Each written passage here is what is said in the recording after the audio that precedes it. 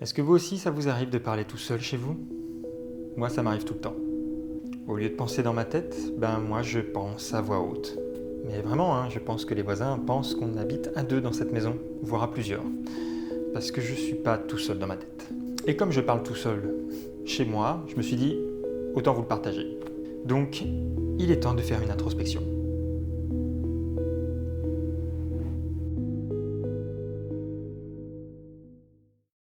Ça fait maintenant plusieurs semaines, mois, que je me pose la question de savoir si c'est grave d'être seul. Parce que on nous a toujours appris que le rêve idéal de la société, de notre société, c'est donc d'être en couple, d'avoir des enfants, avoir un chien, avoir une voiture, une belle maison. J'ai pas tout ça. J'ai juste une belle maison, et encore c'est un appartement. J'ai pas de chien, je vis seul, je suis pas en couple, j'ai pas d'enfant. Est-ce que ça veut dire que, selon la société, j'ai raté ma vie? Et du coup, qu'est-ce que ça veut dire de moi? Pourquoi je me pose ces questions? Je me les pose tout simplement parce que mon entourage, mes amis, de manière générale, sont tous quasiment en couple et commencent tous à avoir des enfants. Et se marient aussi les uns après les autres. Et vraiment, tu as l'impression d'être la dernière roue du carrosse. Depuis que je suis tout petit, j'ai toujours voulu me marier et avoir des enfants. Et aujourd'hui, je ne sais pas si c'est réellement ce que je veux. Enfin, je pense que si, je veux toujours me marier avec la personne que j'aime, avoir des enfants, mais en même temps, plus je grandis, plus je vois les gens en couple et les gens qui ont des enfants, et ça m'épuise. Être en couple, c'est faire des concessions. Et moi, ça fait tellement longtemps que je suis célibataire que j'adore cette liberté totale. Je fais ce que je veux à l'heure que je veux, sans rendre de compte à personne d'autre qu'à moi-même. Donc c'est trop bien. Mais du coup, si un jour je me mets en couple, il va falloir que je fasse des concessions, que je laisse un peu ce que je fais de côté pour pouvoir être avec la personne que j'aime, ce qui est normal. Et au vu de l'emploi du temps que j'ai aujourd'hui, j'ai l'impression que j'ai pas de temps à consacrer à quelqu'un. Du coup, c'est super paradoxal. Et c'est pour ça que je me pose toutes ces questions. Parce qu'il y a aussi la réalité d'un couple, parce que c'est pas tout rose.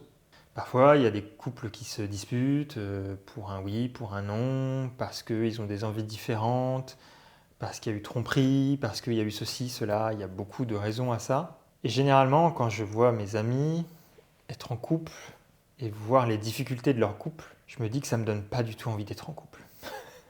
Des fois, ils s'engueulent et je me dis, mais tout ça pour ça? Et de l'autre, je me dis, mais vous n'avez pas du tout la même vision, comment vous allez réussir à continuer votre relation? Et du coup, je transpose ça sur moi et je me dis, si j'étais à leur place, qu'est-ce que je ferais? Et généralement, je ferais pas du tout ce qu'ils font. Alors attention, c'est très facile de juger un couple alors que toi-même tu es célibataire. C'est pareil quand tu juges les parents alors que tu n'as pas d'enfant. Généralement, les parents te disent, en fait, tu peux pas savoir tant que tu n'as pas d'enfant. Oui, je sais.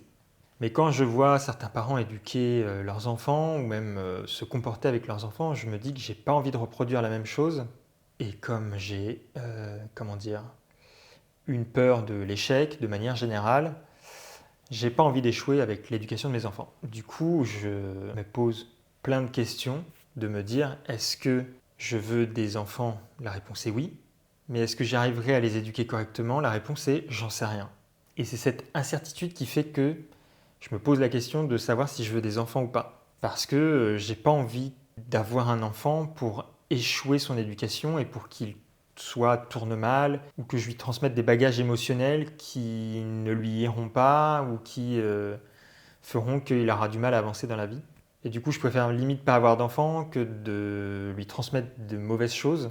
Et il y a évidemment toute la problématique liée au dérèglement climatique, le fait d'avoir un enfant dans un monde totalement détruit, qui est en train de brûler, dans un monde de fous, où tout va trop vite, où on n'a pas le temps de réfléchir, on n'a pas le temps de se poser, où beaucoup de populations, de communautés sont stigmatisées, sont agressées. Franchement, ça donne pas envie d'avoir des enfants. Et du coup, si je veux ni me marier ni avoir des enfants, est-ce que ça veut dire que je vais rester toute ma vie seule? Mais depuis que je suis célibataire, comme je vous l'ai dit, j'ai une totale liberté qui, moi, me sied très bien aujourd'hui. Peut-être que dans plusieurs années, je changerai d'avis et j'aurai plus envie de cette solitude. Mais comme je ne sais pas quand est-ce que j'aurai envie d'être en couple réellement, du coup, je suis dans une incertitude totale. Et je dis pas que j'ai pas envie d'être en couple, parce que je sais que si ça me tombe dessus, je serais heureux d'être en couple. C'est juste que ça me fait peur. Parce que j'ai tellement été habitué au célibat que aujourd'hui, je sais pas si je ferais bien les choses. Alors là, vous vous dites, mais tu te poses trop de questions en fait. Si t'aimes quelqu'un, tu te mets en couple et tu vois comment ça se passe. Oui, je sais, mais c'est pas si simple que ça. Et surtout, on me le rabâche. Enfin, la société me rabâche que je suis seul, que la finalité c'est d'être en couple, de se marier, d'avoir des enfants, etc. Et donc, plus tu vieillis, plus tu te rends compte que t'es pas comme les autres. D'ailleurs, je le vois, hein, involontairement, je suis mis à l'écart. Pas par volonté de mes proches, mais tout simplement parce que quand tu es en couple, tu veux faire des trucs de couple. Donc forcément, quand tu proposes des choses, quand tu veux partir en vacances avec des amis, ils partent en couple, ce qui est logique et normal. Du coup, tu te retrouves seul. T'as entre guillemets personne pour partager certains moments. Je vais pas dire que ça me pèse parce que en soi non, parce que j'aime bien être seul. Je crois que j'ai toujours aimé être seul. Et quand je dis être seul, c'est pas forcément être célibataire, c'est vraiment la solitude, faire des choses tout seul. Ça me dérange pas tant que ça. D'ailleurs, j'ai voyagé tout seul pendant quelques jours l'année dernière à Nîmes. Bon, je sais, c'est pas le voyage de ouf. Je veux dire, tout seul à Nîmes, ça devrait aller. Mais là, par exemple, cette année, je vais aller à Bruxelles, tout seul, pendant une semaine. Parce que j'avais envie d'y aller et que j'ai pas vraiment de proches ou d'amis qui sont disponibles à cette date ou qui peuvent, ou alors ça coûte trop cher, etc. Du coup, je me suis dit, en fait, je vais pas attendre les autres. Autant faire les choses que tu as envie de faire, toi. Et si tu es tout seul, c'est pas grave. Mais je crois que j'en avais d'ailleurs déjà parlé dans le vlog que j'avais fait sur Nîmes, où justement le fait de voyager seul, et c'est trop bien parce que du coup tu t'organises comme tu veux. Tu as les horaires que tu veux, tu manges à l'heure que tu veux, tu manges ce que tu veux. Pas besoin de réfléchir 10 ans à savoir dans quel restaurant on va aller parce que un tel aime tel truc ou l'autre ne veut pas manger ça. Ou encore quel monument tu veux aller voir ou qu'est-ce que tu veux visiter. Là c'est assez simple, je suis tout seul donc c'est moi qui décide de tout. Donc je vais voyager seul, ça me dérange pas mais c'est vrai que voyager avec des gens que j'aime, je préfère. Je préfère partager des choses avec des gens, surtout dans un environnement que tu connais pas. C'est toujours plus sécurisant aussi d'être avec des gens que tu connais dans un endroit que tu connais pas. Donc tout ça pour vous dire que je me pose plein de questions sur ces sujets-là, sur le fait d'être seul et le fait que ça m'écarte de plus en plus des autres. Encore une fois, c'est pas grave. C'est, je pense, une suite logique. C'est naturel parce que tout le monde fait sa vie un peu de son côté. Il y a de plus en plus de mes proches qui sont en couple ou des amis en couple et que moi je suis toujours au stade célibataire. Mais j'ai de la chance parce que déjà de 1, je suis un homme, donc on me pose pas souvent la question de pourquoi t'es pas en couple, dépêche-toi, il faut que tu sois en couple parce qu'il faut que tu aies des enfants, tic-tac, tic-tac, l'horloge, etc. C'est un truc réservé aux filles malheureusement. Moi j'ai cette chance-là d'être un homme. Et j'ai des proches qui ne me demandent pas tous les 4 matins quand est-ce que tu vas te mettre en couple. Mais de manière générale, je le ressens plus au niveau de la société, au niveau des gens que je connais pas par exemple. Pourquoi la société, elle valorise autant la vie de couple et elle stigmatise plutôt le célibat? Mais ce qui est étrange, c'est que, en fait, il y a de plus en plus d'enfants qui naissent de parents non mariés. Et il y a aussi de plus en plus de familles monoparentales. Donc c'est un peu paradoxal. On a eu une grande période avec beaucoup, beaucoup de divorces, parce que les femmes s'émancipaient, parce qu'elles pouvaient enfin être libres dans leur couple et dans ce qu'elles voulaient réellement. Du coup, c'est vrai que depuis 30 ans à peu près, il y a de plus en plus de divorces et donc des familles monoparentales. Et du coup, on construit souvent la famille plutôt autour de l'enfant et plus trop autour du couple.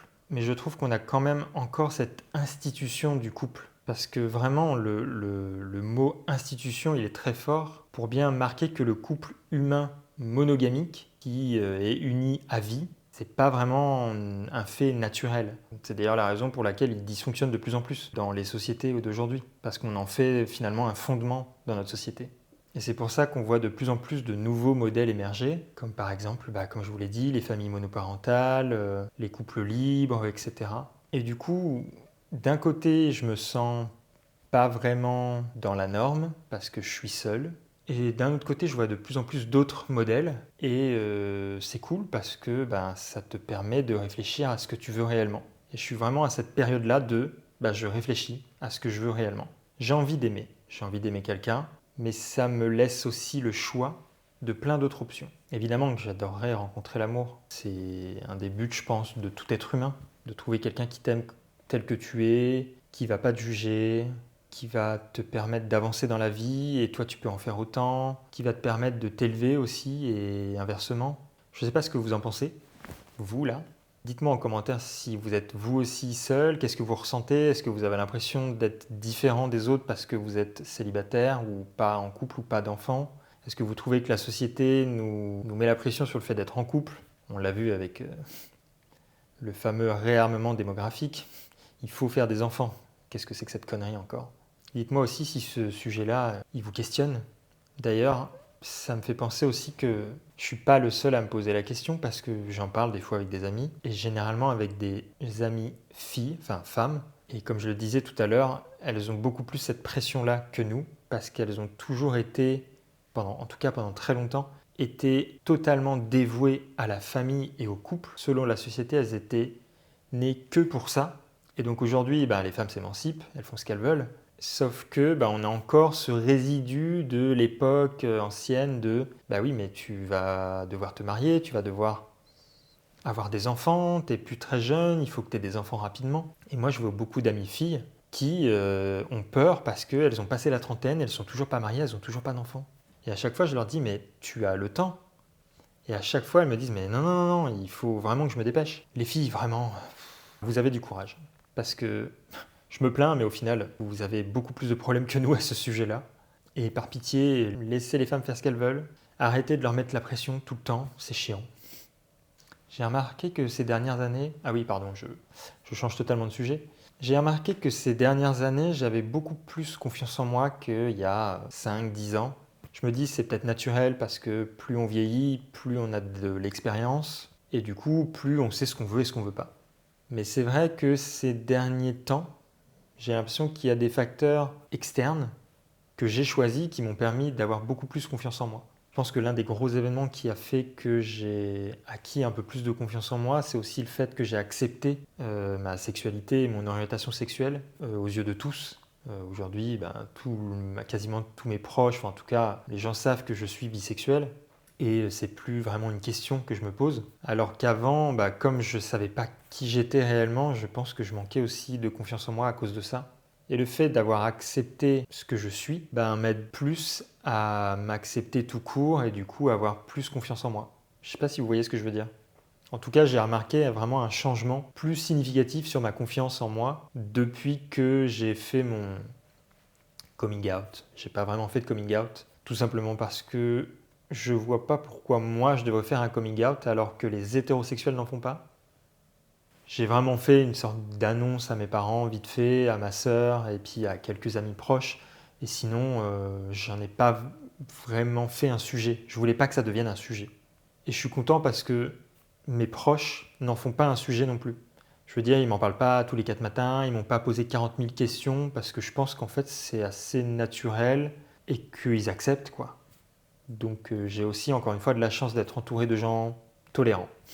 Mais du coup, je trouve que j'ai plus confiance en moi depuis ce jour-là. Après, je pense qu'il y a aussi beaucoup de choses, des choix que j'ai faits depuis ces derniers temps, que vous voyez, vous d'ailleurs, sur cette chaîne YouTube. Le fait de me mettre au piano, par exemple, d'avoir enfin commencé à apprendre un truc que j'ai voulu apprendre il y a des années de ça, genre il y a 10, 15, 20 ans que j'ai envie de faire du piano. Et c'est seulement à partir de 31 ans que j'ai commencé à apprendre le piano. Et je trouve que ça m'apprend la discipline, la rigueur. Alors, je ne l'ai pas tout le temps. Il faudrait que je bosse le piano tous les jours. Je le fais très souvent. Malheureusement, pas assez au vu de mon emploi du temps. Parfois, j'ai du mal à m'organiser, etc. Et je t'avoue qu'après, quand j'ai fini toute ma journée et qu'il est 22 h ou 23 h, j'ai plus trop envie de faire du piano. Mais je trouve que ça m'a aidé à être plus rigoureux, plus organisé, à réfléchir autrement, parce que du coup, tu joues d'un instrument avec ton corps, et on va en parler justement avec la danse, mais ça m'a permis aussi d'être plus à l'aise avec mon corps. Parce que de base, je ne suis pas du tout à l'aise avec moi, mon corps, ma façon d'être avec les gens. Je suis plutôt timide de base. Et je pense que je le suis encore beaucoup. Je pense que si je posais la question à des amis ou à ma famille, ils diraient ça. Mais du coup, que ce soit le piano ou encore, par exemple, la danse, ça a clairement créé un déclic chez moi, la danse. Je pense que c'est aussi pour ça que je vous le partage, que je partage mes cours de piano, enfin, du moins mon apprentissage au piano, que je vous partage mes cours de danse et que je vous partage tout court ce que je fais sur YouTube, moi ça m'aide beaucoup à avoir confiance en moi parce que je sais que il y a des gens qui me regardent et que parfois le regard des autres il peut être un peu terrifiant. Mais ce qui est cool avec YouTube, c'est que tu te rends peut-être pas trop compte du nombre de personnes qui te regardent, tout simplement parce que là je suis tout seul chez moi, personne ne me regarde. C'est que quand je vais exporter la vidéo que vous allez pouvoir la voir. Donc je ne parle pas directement à vous, donc c'est plus facile.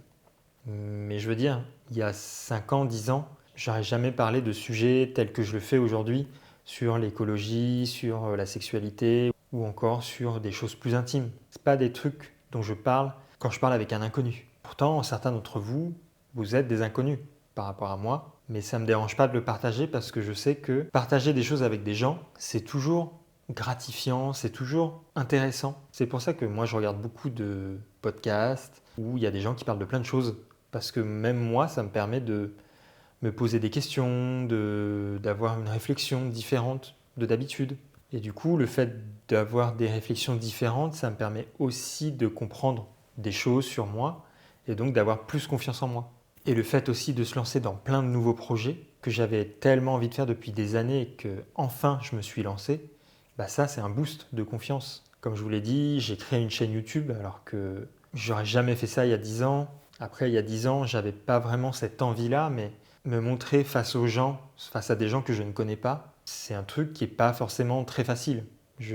Quand j'en parle parfois avec des amis, il y en a qui me disent je ne pourrais jamais faire ça. Donc c'est un peu une petite victoire pour moi, juste de me montrer sur YouTube et de parler de plein de choses. Et tous ces projets, que ce soit le piano, même le sport, me remettre au sport, la danse, la chaîne YouTube, etc. Ça me montre que je peux le faire en fait, que je peux faire des choses et que c'est pas grave si j'échoue, je peux continuer à persévérer et je vais pas mourir, hein. Donc ça m'a beaucoup aidé. Si jamais vous n'avez pas confiance en vous, osez faire des choses que vous avez toujours rêvé de faire. Moi, c'est un truc qui m'a beaucoup aidé en tout cas. Et si on parle de confiance en soi, il y a une chose qui aussi a beaucoup évolué, c'est le regard que j'ai sur mon corps. Parce que ça découle totalement de la confiance que j'ai en moi. Depuis toujours, j'ai jamais eu une aisance avec mon corps. J'aimais pas spécialement mon corps non plus, j'ai toujours été un peu maigre. Je suis pas du tout l'archétype du canon de beauté dans notre société actuelle. Mais au fur et à mesure du temps qui passe, j'accepte de plus en plus mon corps.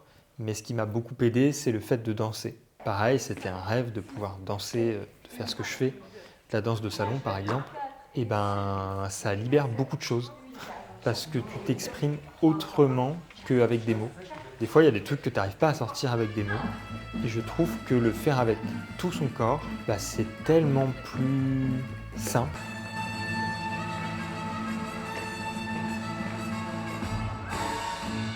Un petit peu en avance. Et le fait de bouger de manière des fois pas du tout naturelle, comme vous pouvez le voir sur certaines vidéos de ma chaîne YouTube, où je vous montre mon évolution sur certaines danses, comme par exemple avoir un cadre dans la valse anglaise, où tu n'as que des postures pas du tout naturelles, ou alors le passo doble, où tu dois être quand même très dans une espèce de jeu d'acteur, parce que tu dois être très fier, tu dois avoir une posture, tu dois avoir beaucoup confiance en toi justement.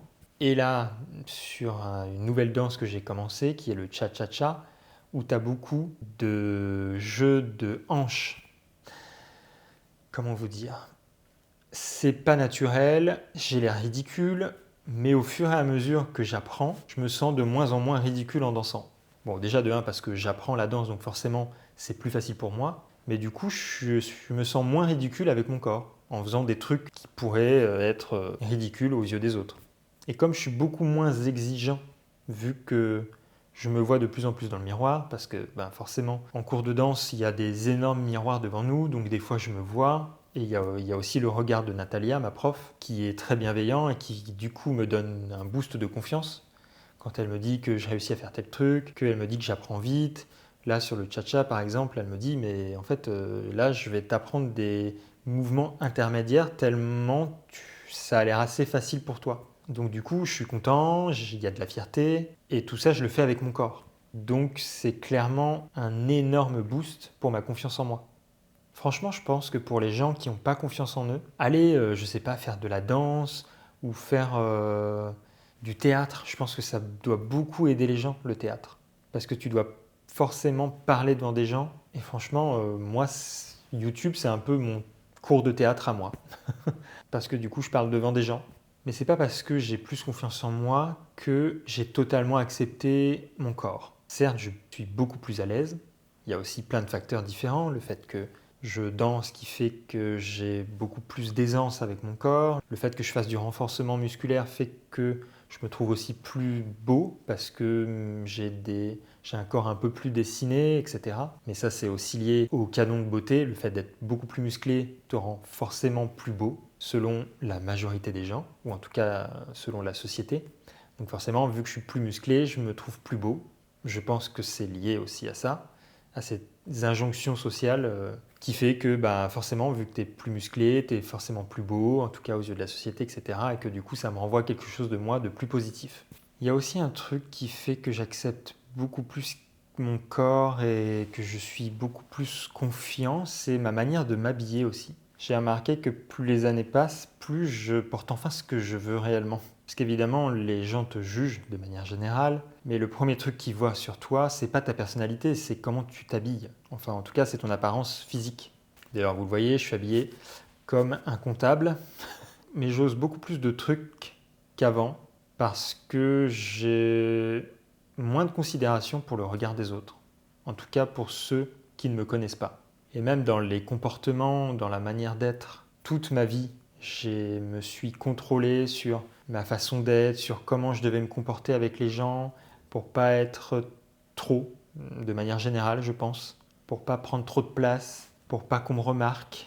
Et ça passait sur des choses aussi liées au genre, j'avais remarqué ça, que ce soit au collège, au lycée. Vu que j'étais un garçon, il fallait que je m'habille comme un garçon, il fallait que j'ai des comportements de garçon. Et je comprends seulement maintenant, ou en tout cas des années après, que c'est tellement malsain de différencier les filles et les garçons sur des comportements, sur la manière de s'habiller. C'est horrible. Enfin, même si je le vois encore aujourd'hui.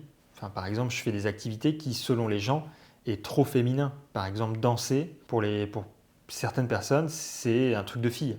Ou encore, porter des fois des choses, des bijoux, c'est un truc de fille. Ou par exemple, croiser les jambes, c'est un truc de fille. Que des trucs qui sont genrés alors qu'en fait, dans la vraie vie, ne le sont pas. Mais pourtant, ça va créer un jugement chez les autres sur toi qui, moi, me plaisait pas du tout et du coup, par peur d'être jugé, il y a plein de trucs que je ne faisais pas. Et avant, je ne croisais pas les jambes tout simplement parce que selon les gens, ça faisait trop PD. Ouais, parce que PD, selon les gens, ça veut dire être trop efféminé et apparemment être trop efféminé, c'est négatif. Il y a encore beaucoup de choses à faire évoluer dans cette société. Mais du coup, les habits, c'est clairement une extension de ta personnalité. Donc, si tu t'habilles pas réellement comme tu veux, tu peux pas t'exprimer librement et montrer qui tu es réellement. Et moi, je sais que ces dernières années, je le montre de plus en plus. J'affirme un peu plus mon style. Alors, je pense que c'est un peu comme tout le monde. Plus on vieillit, plus on affirme notre style. Quand on était plus jeune, on se cherchait, etc. J'ai déjà eu des mèches blondes quand j'étais au collège, un piercing à l'oreille, ou ce genre de choses. Mais je veux dire, j'aurais jamais mis il y a 10 ans une cravate dans une tenue quotidienne. Pour moi, la cravate, c'était lié au mariage ou à des événements qui faisaient très soirée. Et au final, je me suis dit, ben, j'aime bien la cravate, donc pourquoi je ne la porte pas quand je veux? Ouais, ça fait déjà presque 50 minutes que je parle tout seul. Je pensais vraiment pas parler autant. En plus, j'ai plein d'autres sujets sur lesquels j'ai envie de parler, mais j'ai pas envie de faire une vidéo de 2 heures. Qu'est-ce que vous préférez, vous? Que je continue à parler ou que je fasse une deuxième vidéo sur encore ces sujets-là? Parce qu'il y a tellement de trucs à dire sur la confiance en soi, sur le regard des autres. Ça évolue tellement avec le temps. Le temps fait beaucoup les choses en fait. Le temps te permet d'acquérir une confiance en soi, d'acquérir une réflexion sur toi-même, sur ce que tu veux, sur ce que tu veux pas. C'est peut-être ça la finalité de la chose. C'est que le temps fait beaucoup les choses. Et que parfois, tu dois juste apprendre des autres, apprendre de toi-même, essayer de comprendre qui t'es, et ça prend du temps, de manière générale, pour essayer d'avoir plus confiance en soi, pour éviter d'être trop impacté par le regard des autres. Finalement, c'est ça. Vieillir, finalement, c'est pas si moche. En tout cas, moi, je sais que j'adore vieillir. Alors, je sais, c'est très bizarre dit comme ça, mais moi, plus je vieillis, plus j'ai confiance en moi. Plus je vieillis, plus j'acquiers de l'expérience. Plus je vieillis, plus je gagne de la thune. C'est vrai, on nous a dit toute notre vie que la vingtaine, c'était la meilleure décennie de notre vie. Alors que moi, je trouve pas du tout. Je trouve que c'est plutôt la trentaine. Enfin, à la vingtaine, tu es encore dans tes études, tu te cherches encore, que ce soit au niveau du style vestimentaire, que ce soit au niveau de ta personnalité, tu sais pas forcément quitter. Des fois, quand tu t'es pas encore en train de travailler ou tu commences seulement à travailler, donc tu fais des petits boulots, tu gagnes pas forcément d'argent, t'as pas forcément tout de suite confiance en toi. Alors que la trentaine, tu as acquis de l'expérience, tu as beaucoup plus confiance en toi, tu gagnes un peu plus d'argent.